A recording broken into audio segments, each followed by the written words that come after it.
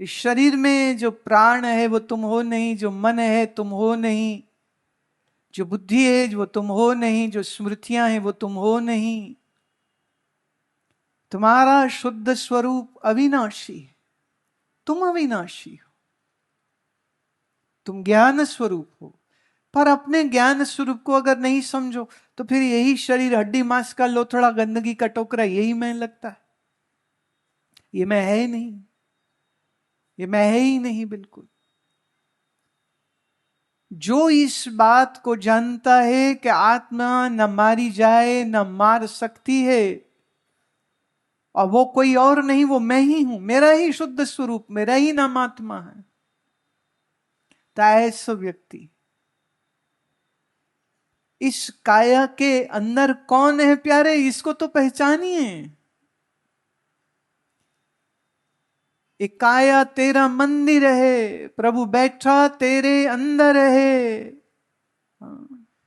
तू ताले मंदे खोल वे मना, इस मन के अज्ञान के ताले को तो खोलना पड़ेगा ना। इसीलिए मैं फिर दोहरा रही हूं, आप भगवत गीता रोज के 2 श्लोक पढ़ने का नियम बनाइए। 2 पढ़ें 4 पढ़ें, रोज के रोज। मेरा आग्रह है, अगर वाणी से प्यार है तो फिर वाणी के 8-16 पंक्तियां विचार करिए,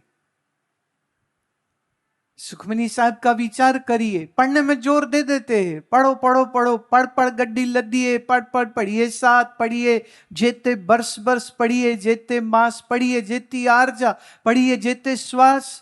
वाणी कहती नानक लेखे एक गल होर होमे चखना चाक।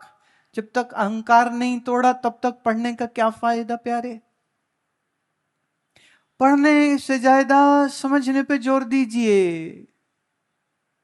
और अगर ये ज्ञान की समझ लग गई वाणी की विचार करते करते, तो 2 चीजों की जरूरत। एक, शास्त्र का विचार करो, क्या पढ़ रहे हो उसका विचार करो। दूसरा, बैठ करके नाम सुमिरन का अभ्यास करो, मन को अंतर्मुखी करो, मन को एकाग्र करो।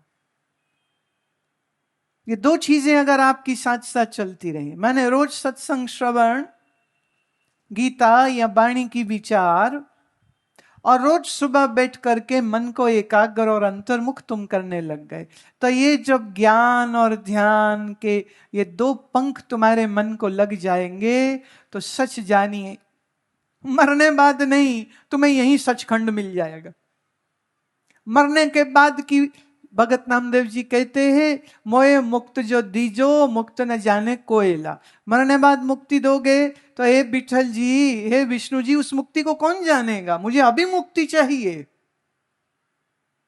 अभी की अभी मुक्ति चाहिए। कैसे मिलेगी?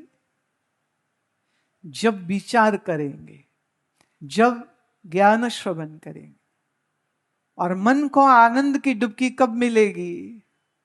जब तुम सुमिरन में उतर जाओ। बैठें, यह अभ्यास इतना आसान है, और जब भी आप इसको करेंगे आपकी सारी चिंता, सारा तनाव, सारी एंजाइटी यूं खत्म हो जाएगी और मन एकदम हल्का फुल्का हो जाएगा। अब ठीक इसी तरीके से आप वाहेगुरु मंत्र भी कर सकते।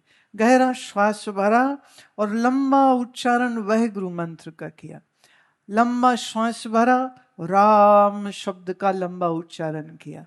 देखिए, राम कृष्ण गोविंद हरि नारायण, ये जितने भी नाम हैं तो उसी के। आपको अगर याद हो, आजकल थोड़ा कम दिखता है, पर 20-1 साल पहले गांव में शायद अभी भी दिवाली के आसपास चीनी के खिलौने बनते, खांड के खिलौने। हाँ, खांड का हाथी, घोड़ा, वजीर, बेटा बेटी, ऐसे बड़े सुंदर सुंदर बनते।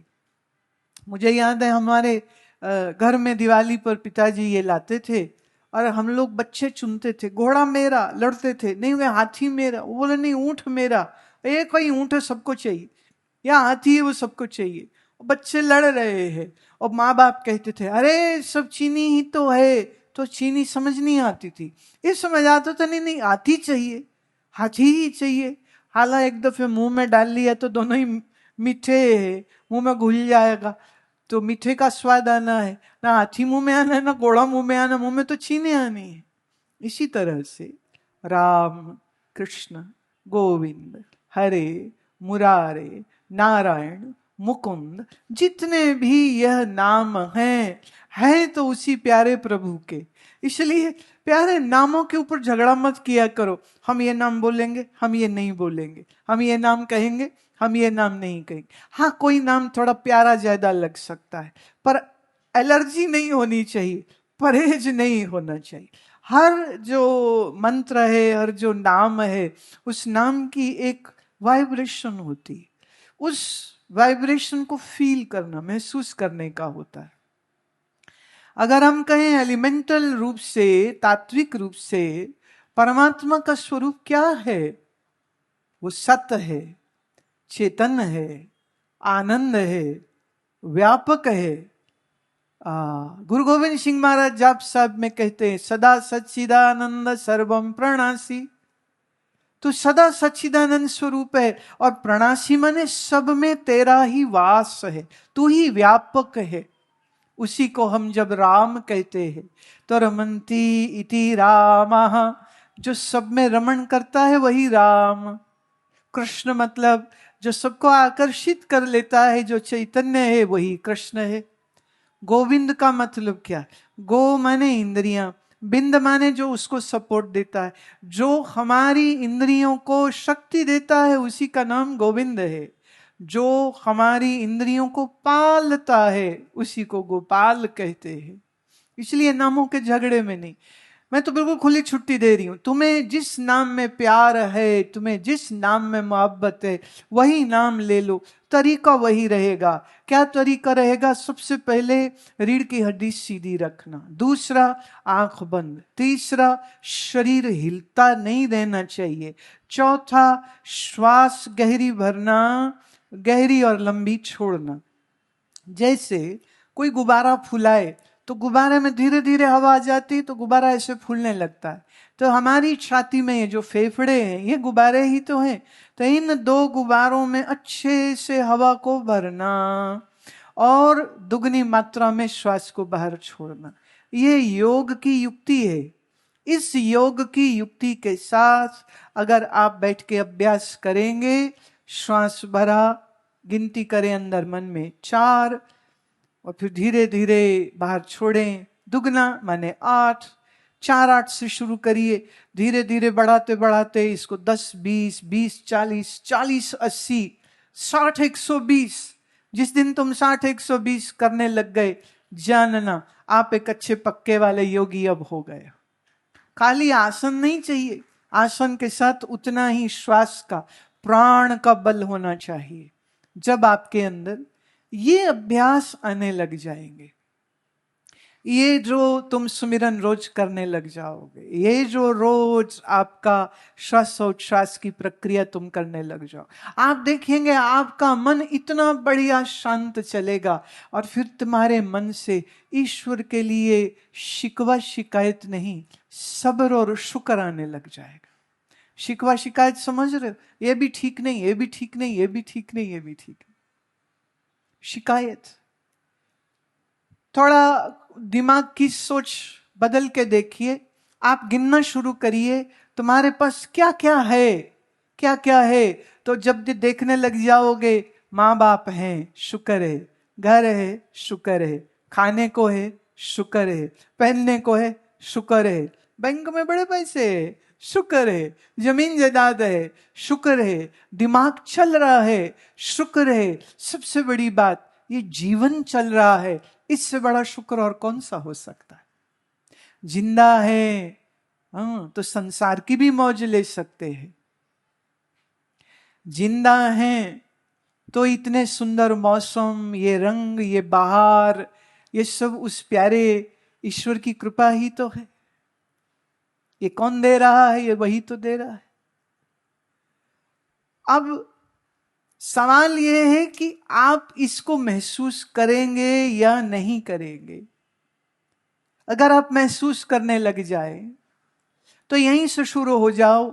इस सुंदर से पंडाल में बैठ के आप सत्संग श्रवण कर रहे हो, क्या यही ईश्वर की कृपा नहीं है? बोलो ना।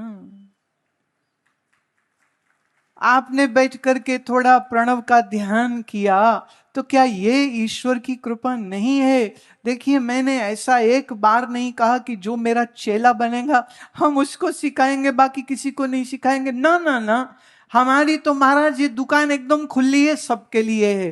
क्योंकि जब हमको देने वाले ने कंजूसी नहीं करी तो हम कंजूसी कैसे कर सकते?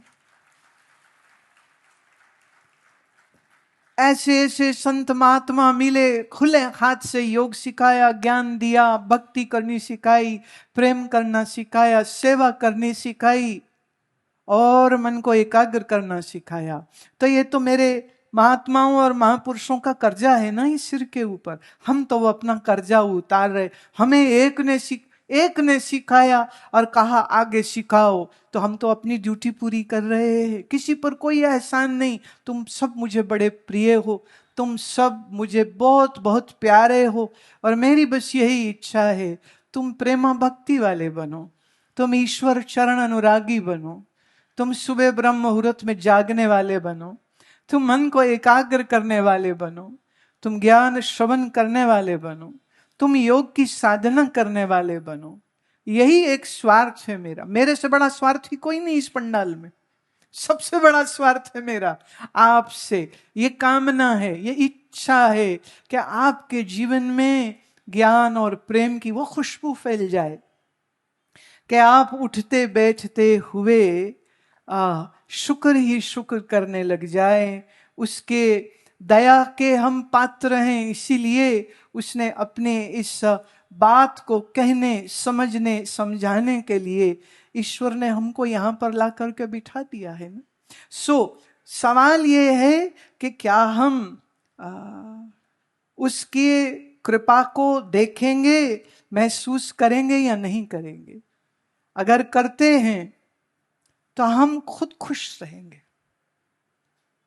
मैं एक कहानी मेरे को याद आ रही है, सो कहती हूं। एक राजा के पास एक मंत्री था।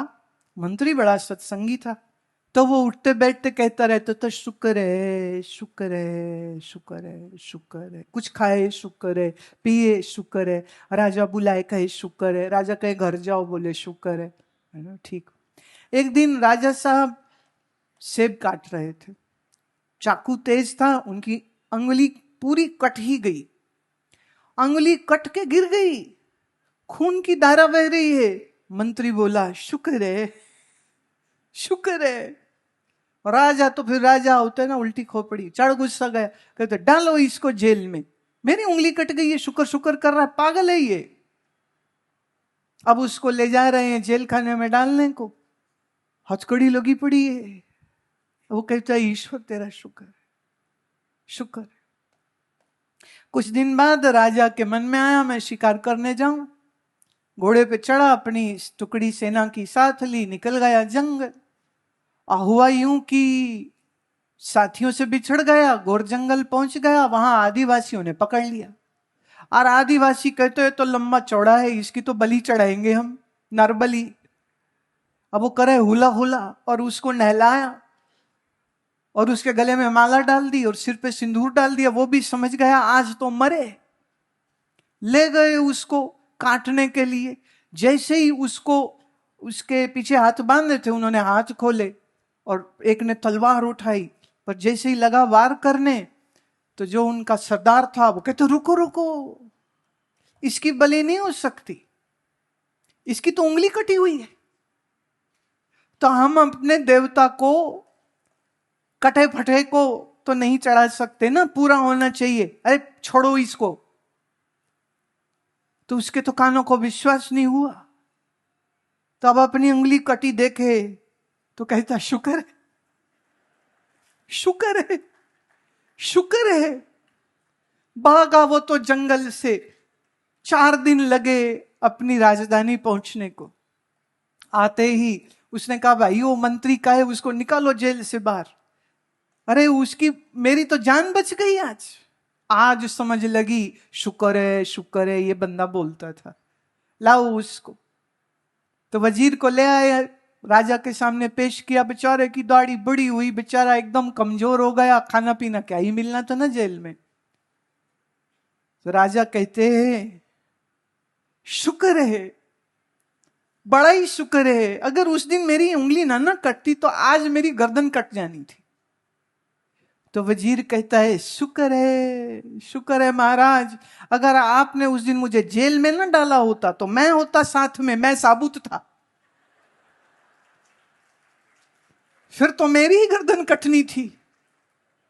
क्योंकि आप जान जाते मैं हमेशा आपके साथ जाता, आपका पीए, आपका सेक्रेटरी, हाँ, मैं तो हमेशा, आप बच जाते, गर्दन मेरी कट जाती। तो देखिए महाराज, जब उंगली कटी मैंने कहा शुक्र आप समझ नहीं पाए थे, लेकिन आज आप समझ रहे हो ना कि जो हो रहा है शुक्र, जो होगा शुक्र है। तो शुक्र करने वाली ये सब्र संतोख की जो बुद्धि है, ये किसकी हो सकती है? ये सिर्फ उसकी हो सकती है, एक जो सत्संग श्रवण करे, ज्ञान प्राप्त करे, और दूसरा वो जिसके रोज सुमिरन अभ्यास का नियम बन जाए। रोज अपने अंदर ये डुबकी लगनी चाहिए, रोज हमारे अंदर ये प्यार का अद्भुत अद्भुत जो रंग है ईश्वर का, ये ध्यान का, सुमिरन का ये जो रंग है, इस रंग को जो भोगता है उसके बराबर तो कोई हो ही नहीं सकता है। इसलिए संतों महापुरुषों का हम कितना धन्यवाद करें, हम अपने सत्शास्त्रों का कितना धन्यवाद करें, जो इस ज्ञान की राह पे चलने के लिए हमको प्रेरणा देते हैं, हमको ज्ञान देते हैं, हमको आशीर्वाद देते हैं। तो मेरी आप सबसे ये गुजारिश है कि आप रोज सुबह में, दोपहर में, शाम में इस बात को याद करना और देखना क्या क्या बात है जिसके लिए मैं शुक्र करूं, क्या क्या चीज है मैं जिसके लिए शुक्र करूं। हम न शुक्रे हैं, हम खाते पीते मौज करते हैं और ईश्वर को गाली देते हैं कि कम दिया कम दिया कम दिया। होना ये चाहिए जब रोटी खाने लगो तो हाथ जोड़ो और कहो शुक्र है शुक्र है। जब अपने बिस्तरे पे लेटते हो ना तो लेटो तो कहो शुक्र है, और जब कूलर या एसी चलाते और पंखे की हवा आती है तो उसके लिए भी कहो शुक्र है शुक्र है शुक्र है। शुक्र करना सीखिए तो आपके जीवन से शिकवा शिकायत सब चला जाएगा। ये तुम्हारे जीवन में सुंदर सुंदर बच्चे हैं, उनकी खुशियां, उनकी किलकारियां, उनकी हाँ ये हंसी, ये रंग, ये खुशी, ये बाहर देखो, भोगो। दो चीज याद रखना, एक तुम्हारा कुछ नहीं है, बस मिला हुआ है टेम्परेरी, पहली बात, पक्का नहीं है, परमानेंट नहीं। दूसरा उसकी कृपा है।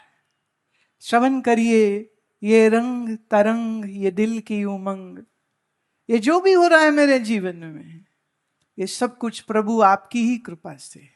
देखो मैं वाहिगुरु बोलूं, मैं राम बोलूं, मैं कृष्ण बोलूं, मैं शिव बोलूं, नामों के झगड़े छोड़ो, एक ही नाम ले रही हूं, सरकार, हमारी सरकार, अंदर बाहर जो रहती सरकार, इस सब उसी की कृपा है।